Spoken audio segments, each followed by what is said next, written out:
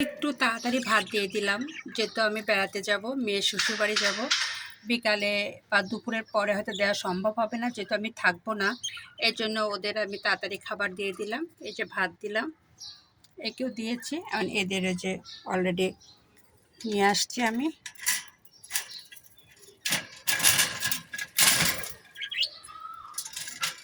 ওরা সুন্দর করে একাই নেমে খাবে, তা নাহলে আমার ওখানে যে আর শান্তি পাবো না।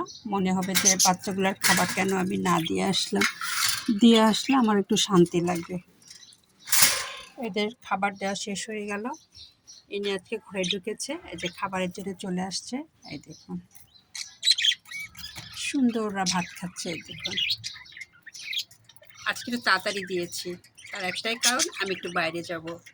বাসায় থাকলে 2টার পরে দিতাম, কিন্তু না, বাসায় থাকবো না বিদায় ওদের খাবারগুলো একটু তাড়াতাড়ি দিয়ে দিলাম।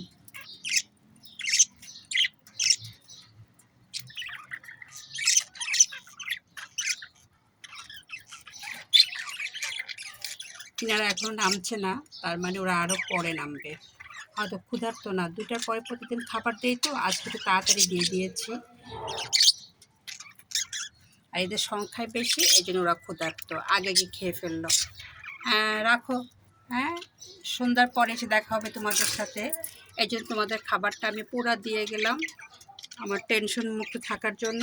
বিড়ালগুলোকেও খাবার দিয়ে দিয়েছি, কবুতরগুলোকে একবেলা দিতে হয়, সকালে দিয়ে দিয়েছি। আর কোনো টেনশন নাই, টেনশন থাকলে কোথাও যেতে ভালো লাগে না। এই জন্য টেনশন মুক্ত হয়ে যাচ্ছে। দেখুন সবগুলো খাবারের জন্য নামছে। দুপুরের আগে এদের খাবার দিয়ে দিলাম।